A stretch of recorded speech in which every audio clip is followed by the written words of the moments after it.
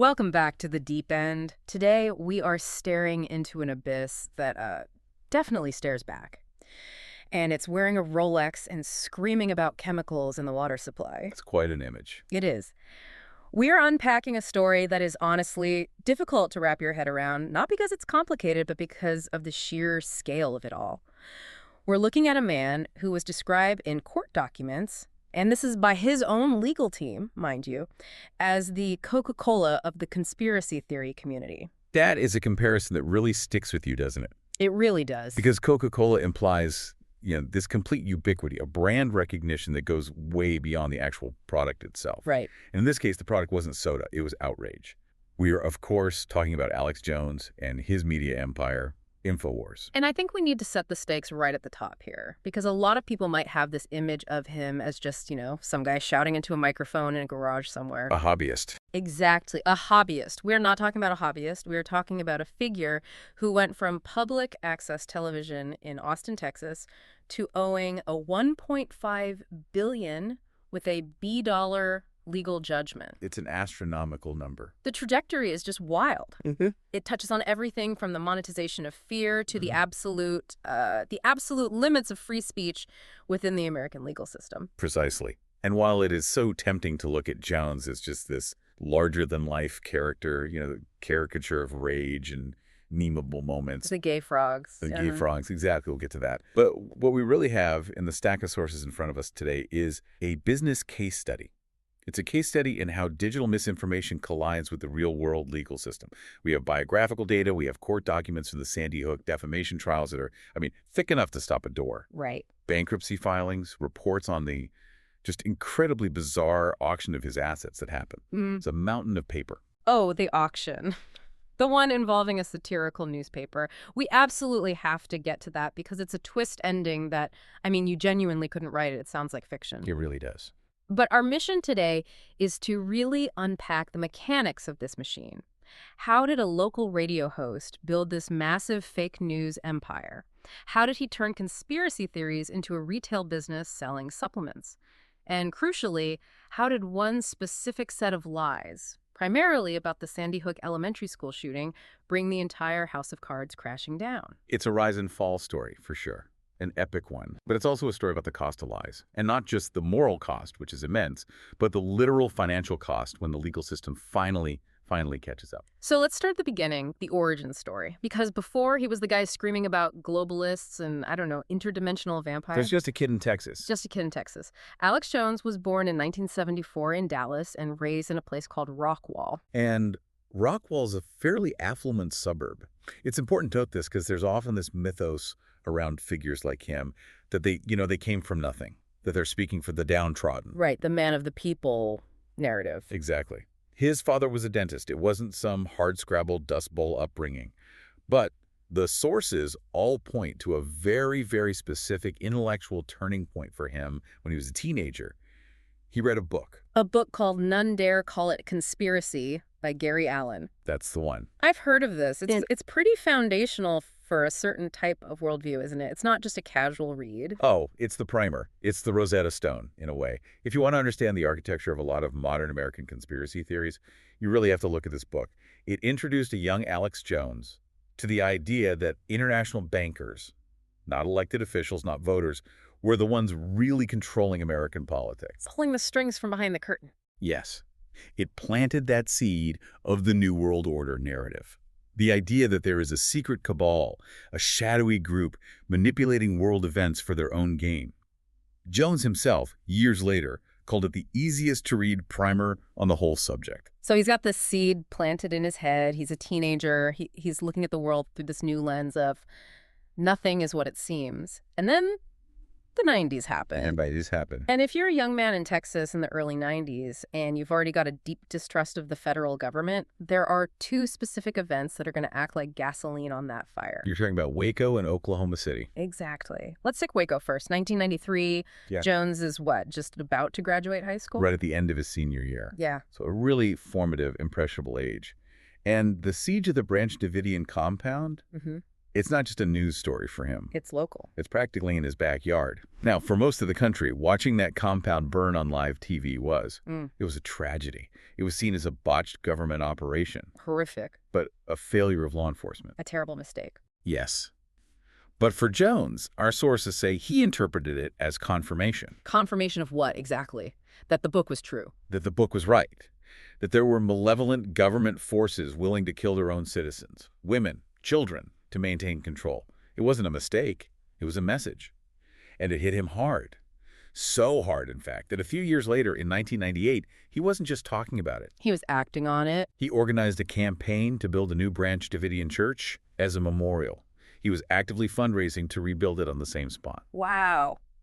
That's a level of commitment to a narrative that goes way beyond just, having an opinion at a dinner party. He's becoming an activist for this worldview. He is. He's not just an observer anymore. He's a participant in trying to frame and memorialize that event as a government crime. Okay, so that's Waco. Then just 2 years later, 1995, the Alfred P. Murrah Federal Building in Oklahoma City is bombed. Timothy McVeigh. Now, the official narrative and the reality is that McVeigh was a domestic terrorist who did this. An anti-government extremist. He was tried and convicted. He confessed. Right. But for Jones, he rejected that immediately. He started accusing the federal government of staging a false flag operation. We should probably pause on that term, false flag. It comes up again and again and again in his rhetoric for the next 30 years. What is he actually implying when he says that? So a false flag, in military terms, is an old concept. It's when you fly the flag of your enemy to trick people into attacking, or to justify an attack. In Jones's lexicon, it means the government attacks its own people, but blames it on a terrorist or a convenient patsy. And why would they do that? What's the end game? The end game is always control. He argued the government orchestrated the Oklahoma City bombing to justify a crackdown on civil liberties, to pass anti-terrorism bills that would strip away rights. This becomes the template for everything. Every tragedy from then on is not just a tragedy, it's a government plot. He even called it a kleptocracy working with psychopathic governments. So he's steeped in this worldview now. He starts his broadcasting career where a lot of people in Austin did back then. Public access television. The Wild West of media. Basically a call-in show. Very Wayne's World, but with significantly more political rage. It was very grassroots, a live call-in format. And you have to say, he was good at it. He has this booming voice, a quick mind for connecting disparate things, and he's incredibly charismatic in a certain way. He's compelling. Very. So in 1996, he makes the jump to commercial radio, KJFK 98.9 FM. He's gaining some real traction. He's actually voted Best Austin Talk Radio Host in a local poll in 1999. So he's not just some fringe lunatic, he's popular. But then that same year, he gets fired. And the reason he gets fired is so interesting because it really foreshadows everything that comes later. It's the whole story in miniature. The station manager didn't fire him because he wasn't talented or because he didn't have listeners. He fired him because he wouldn't talk about anything else. Precisely. The station wanted a normal talk radio host. They wanted him to broaden his topics, talk about local politics, lifestyle stuff, maybe the potholes on I-35. The Austin City Council meeting. Right. Normal talk radio fare. But Jones refused to stop talking about the New World Order, Waco, the black helicopters, the globalist conspiracies. The station manager said, on the record, that it was just impossible to sell ads to local car dealerships when the host is screaming about global enslavement. I can see how that would be a tough sell for a Honda Civic ad. The world is ending, but the gas mileage on this is great. It just doesn't work. Jones, of course, spins this immediately. He claims it was orders from on high. Political censorship. The classic, they're trying to silence me. It's the ultimate defense. It proves you're right because they are afraid of you. But this firing in 1999 is the pivot point. It's the crucial moment. Because he couldn't stay on traditional radio, he founded Infowars with his then-wife, Kelly. He goes independent. Totally independent. And initially, it wasn't this massive digital platform we know today. It started as a mail-order business for his videotapes, VHS tapes of his public access show. That is such a key shift. He's no longer relying on a station manager or advertisers. He's relying on his audience directly. He was, you could argue, one of the very first creators to really understand that direct-to-consumer model for political content. A true pioneer in that sense. Yeah. He realized that if he owned the platform, he couldn't be fired. He controlled the means of production. Yeah. And that realization leads us directly into the Infowars business model. Because Infowars was never just a media outlet, it was a retail engine. Okay, let's unpack this business model. Because Okay. I think the common assumption is that he made his money from, ads on his website, like a normal newspaper or TV station. But that wasn't the bulk of it, was it? Not at all. I mean, think about it. Most major advertisers, your Coca-Colas, your Fords, your Procter& and Gambles, they wouldn't touch his content with a 10-foot pole. It was radioactive. Too controversial. Way too controversial. So the brilliance, if you want to call it that, of the Infowars model was the synergy between the content and the commerce. There were two parts of the same machine. The content created the anxiety, and the online store provided the relief. So let's look under the hood of this engine, because selling vitamins sounds kind of innocent. It sounds like a health food store. But the sources describe a very specific and very effective psychological loop here. It's a classic marketing technique. You see it everywhere. It's sometimes called problem, agitate, solve. But Jones weaponized it. Okay, break that down. How does it work in an InfoWars segment? All right, so first, Jones presents the problem. He'll go on a tirade. The globalists are poisoning the water supply with fluoride and atrazine to lower your IQ and make you docile. They're putting endocrine disruptors in the plastics. Okay, so that's the fear hook. It's an invisible threat that's attacking you and your family. Right. Then, and this is the key part, he agitates it. Yeah. He doesn't just state the problem. He screams it. He cries. He shows grainy clips of politicians. He makes it personal. He tells you they're coming for your children specifically. He's intentionally spiking your cortisol levels. You feel physically anxious listening to him. He's creating a physiological response in you, the listener. And when you feel that anxiety, you want it to stop. You want to feel safe. You want to feel like you're doing something to protect yourself. And right on cue, enter the solution. For just 3 easy payments, you can buy Super Male Vitality or Brain Force Plus or Survival Shield X2. He tells you that these specific products, sold only on his website, will clean your blood, protect your thyroid, and restore the vitality that the government is actively trying to steal from you. It's a perfect circle. Yeah. Create the poison, sell the antidote. It's an incredibly lucrative circle. Brain Force Plus. I mean, the names themselves sound like something from a comic book. But the money was very, very real. How real are we talking? The court documents from the Sandy Hook case blew the lid off this. They revealed that in just a 3-year period from September 2015 to the end of 2018, the Infowars store made $165 million in sales. $165 million in 3 years. And that's just one snapshot. Even before that peak, back in 2014, the document showed revenue was over $20 million a year. This wasn't a small operation. This was a retail giant. That is an immense amount of money for selling vitamins and, tactical bacon. But were these products actually doing anything? I mean, was there anything special about them? Well, that's where it gets really interesting and where some independent testing comes in. In 2017, a lab got a hold of some of these products to see what was actually in them. Take Survival Shield, for example, one of his big sellers. Right. The lab found it was just iodine. Regular iodine, like the stuff you put on a cut. A solution of colloidal iodine, something you can buy at any pharmacy for a few dollars. Oxy powder, another product, was found to be a simple compound of magnesium oxide and citric acid. These are common, inexpensive ingredients. But he's not selling the ingredients, is he? No. He's selling the brand. He's selling the story. He's selling the relief from the fear that he just spent an hour manufacturing in your brain. That's what allows for the massive markup. It's a tax on paranoia. I remember seeing something in the source documents about lead levels, too, which feels incredibly ironic. Oh, the irony is palpable. Yes, the Center for Environmental Health commissioned some research in 2017. They found that 2 of the products sold by Jones, including a children's supplement, contain potentially dangerous levels of lead. So he spends hours and hours talking about how the government is poisoning the water with heavy metals. And then he sells you a supplement that might contain lead. You can't make it up. But the most egregious example of this whole product content synergy, where it really crossed a legal line, came during the COVID-19 pandemic. This is where the regulatory bodies, the FDA, and others really started paying attention. Right. Because now he wasn't just talking about vague globalist plots. He was making specific medical claims. Jones claimed on air that his products, like a colloidal silver toothpaste he sold, could treat, cure, or prevent COVID-19. Which is absolutely, demonstrably not true. Categorically false. And it's illegal to make those kinds of unsubstantiated health claims. He got in trouble for it. The New York Attorney General issued a cease and desist letter. The FDA sent a formal warning letter. Did he stop? He had to put a disclaimer on the site, but he kept selling the products. It just highlights the mechanism perfectly. A global crisis happens, COVID. He creates a narrative around it. They're using it to kill you and control you.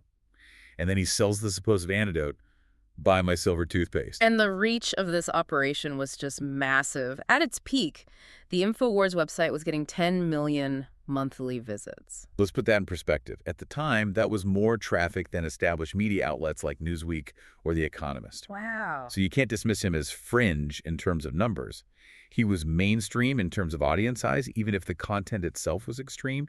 He had a bigger audience than many primetime cable news shows. Okay, so let's talk about that content. Because we've established he's making millions selling supplements to this terrified audience.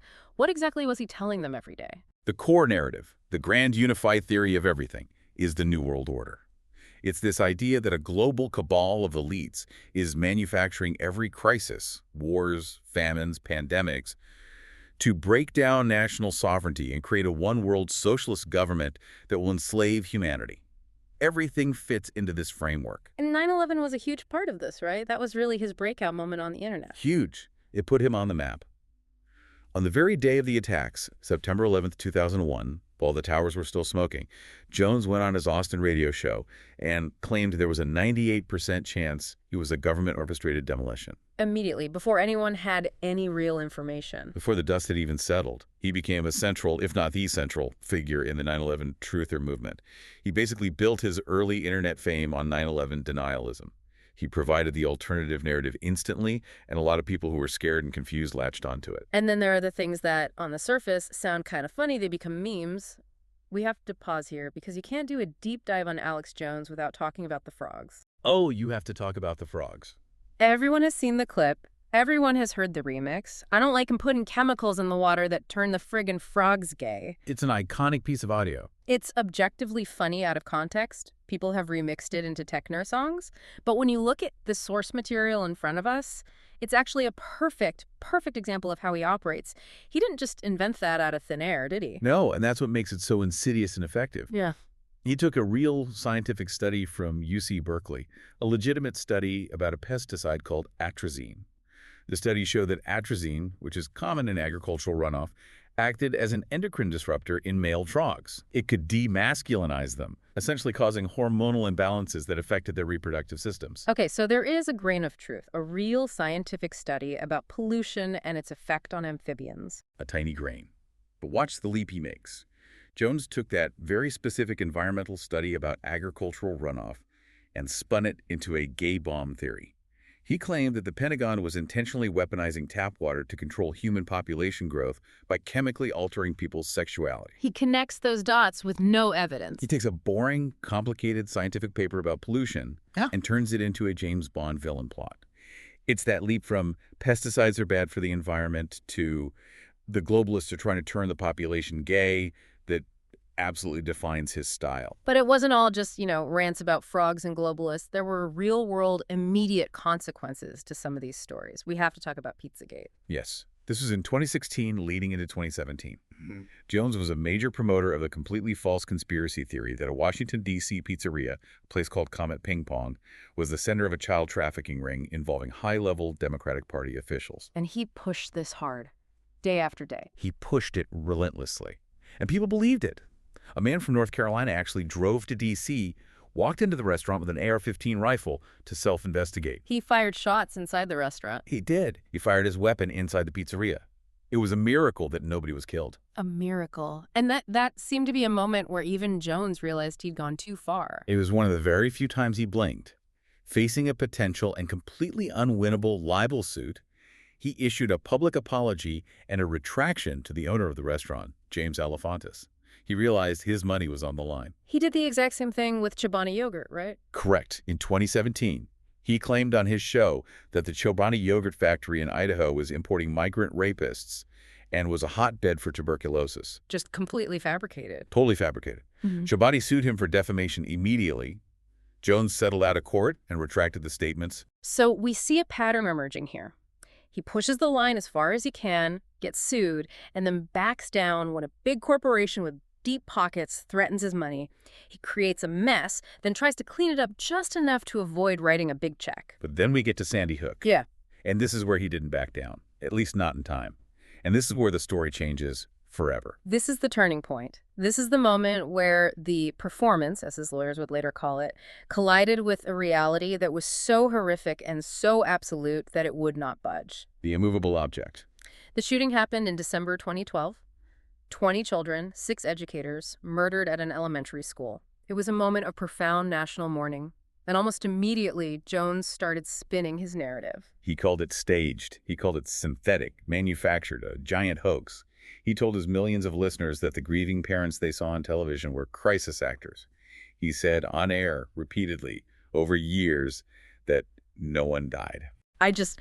I cannot imagine the cruelty of that. You lose your 6-year-old child in the most horrific, violent way imaginable, and then you have a man with a massive megaphone telling the world that you are a liar and that your child never existed. Yeah, and it's crucial to understand it wasn't just Jones speaking into a void. His listeners acted on it. The source documents, the testimony from the parents, they describe a campaign of harassment that is just hard to stomach. What kind of things were happening to them? Families like those of Neil Heslin and Scarlett Lewis and Leonard Posner. They faced years of death threats. People would call their homes, people would stalk them, conspiracy theorists would show up in their towns. Some of them had to move multiple times, over and over, just to feel safe. They were posting their home addresses online. Posting their addresses, pictures of their other children. Leonard Posner, whose son Noah was killed, had his son's photos stolen and used in hoax videos, claiming he was actually alive somewhere else. Posner had to spend years fighting a constant battle on YouTube, filing copyright strikes just to get videos of his murdered child taken down. And then there was the father, Jeremy Richmond, who tragically committed suicide in 2019. Yes.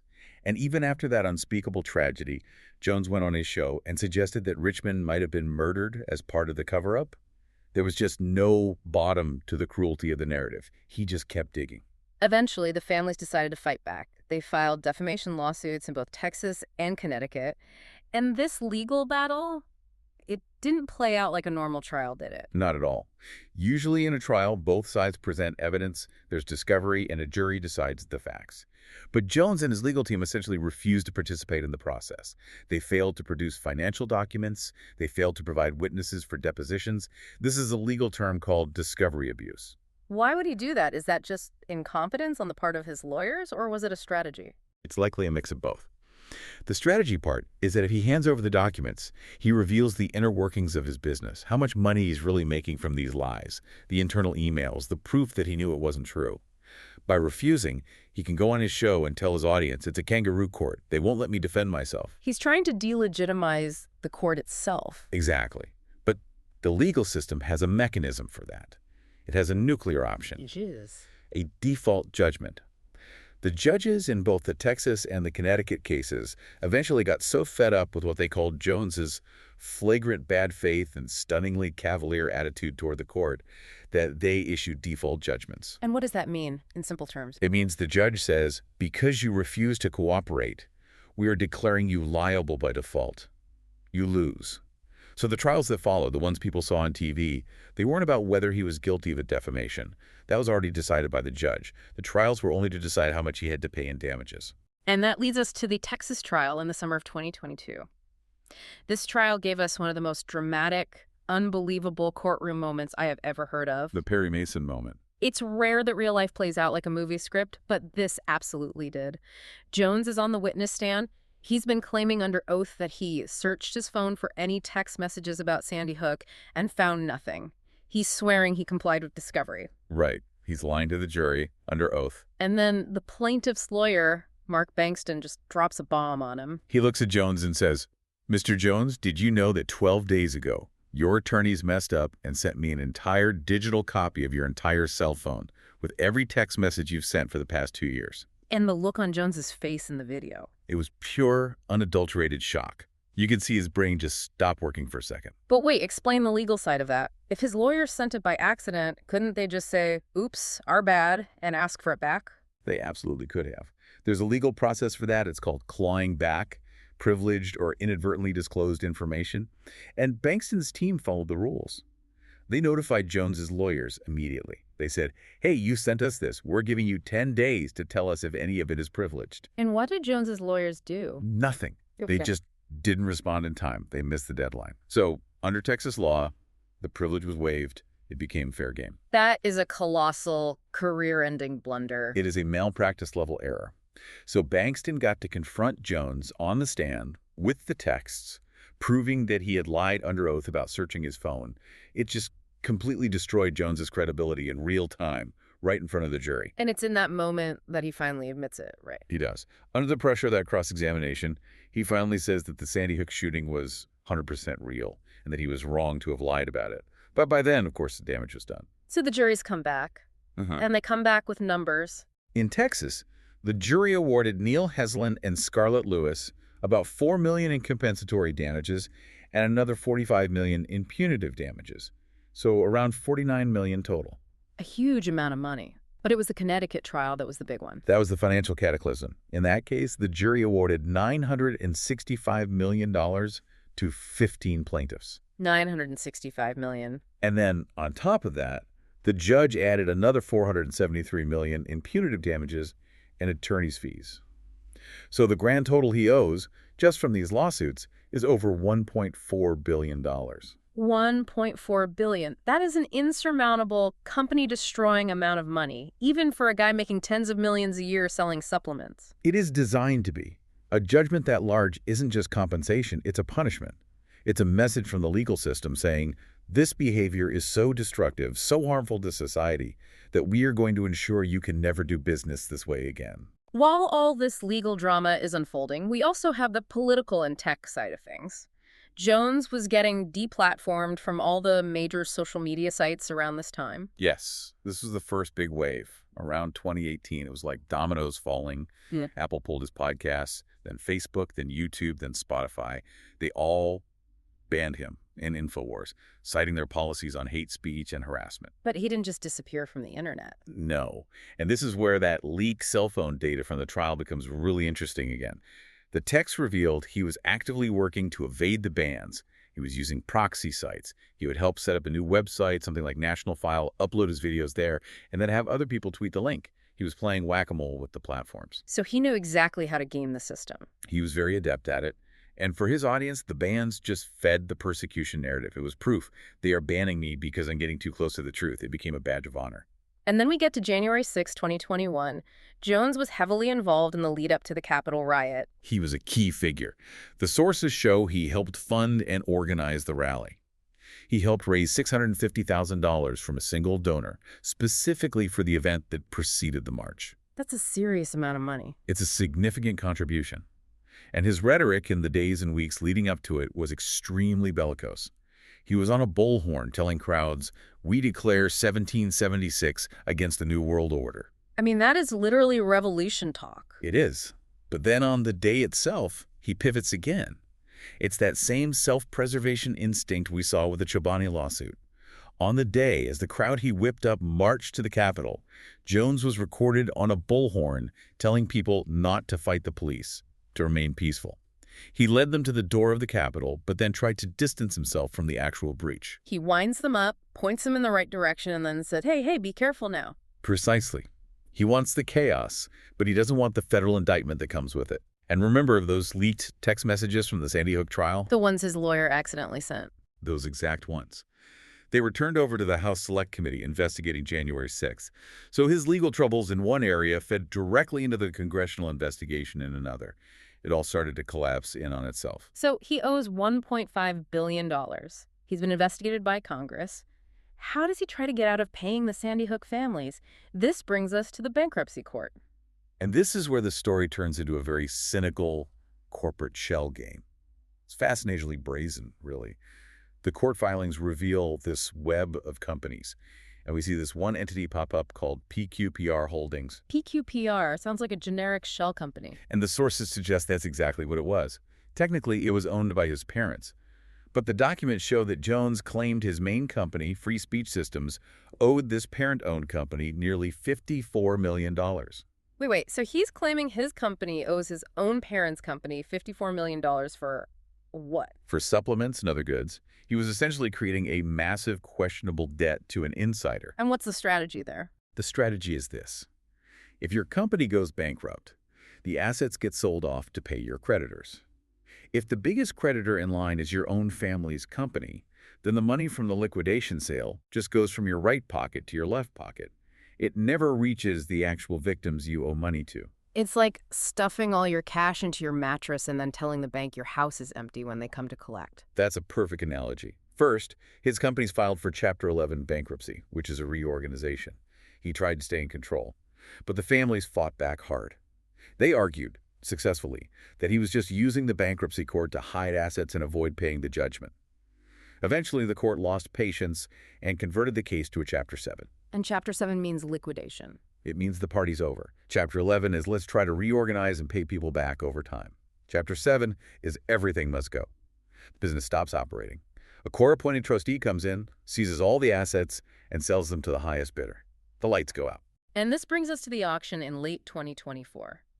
The court ordered all the assets of Infowars, the brand name, the website, the studio equipment, the supplement trademarks, the valuable customer lists, all of it had to be sold. And this is where the story takes a hard right turn into the surreal. Because the winner of that auction was The Onion. The satirical news site, The Onion, their parent company, which has the wonderfully Onion-esque name, Global Tetrahedron, won the bid in November 2024. I remember reading the headline and thinking it had to be a joke from The Onion, but it was real. It was very real, and the legal strategy they used to win was absolutely brilliant. I had to read about this credit bid strategy a couple of times to really understand it, but it's a piece of legal judo. Yeah, explain that. How did a satirical website outbid Jones's allies who were trying to buy the company back for him? So the Sandy Hook families are the primary creditors here.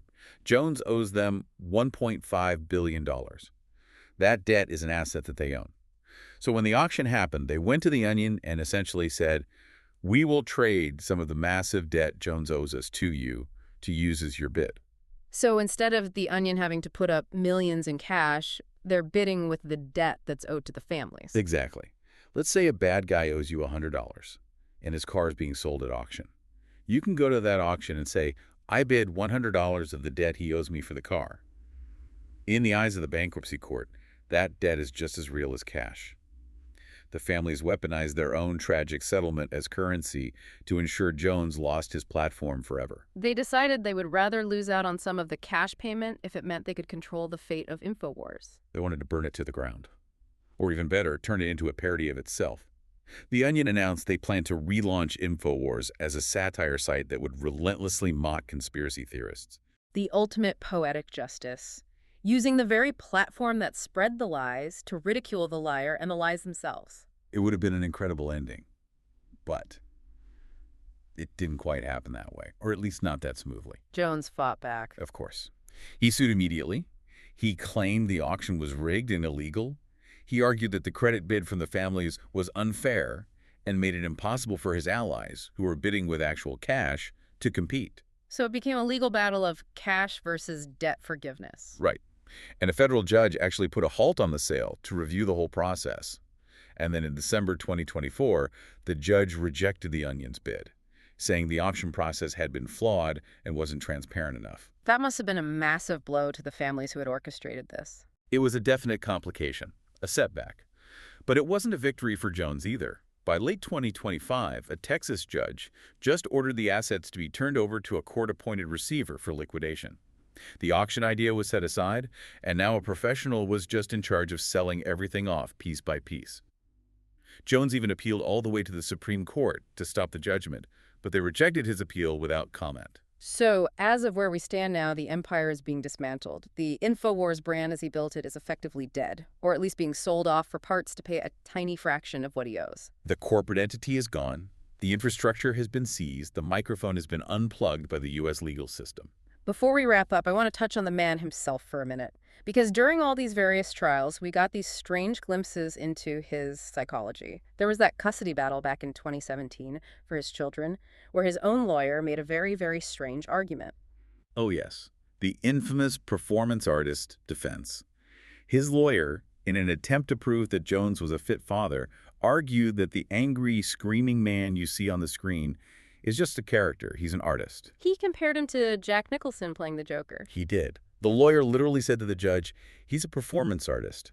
You wouldn't judge Jack Nicholson's parenting based on his performance as the Joker, would you? That is a wild legal defense, but Jones himself hated it, didn't he? He hated it. He went on his show immediately and denied it.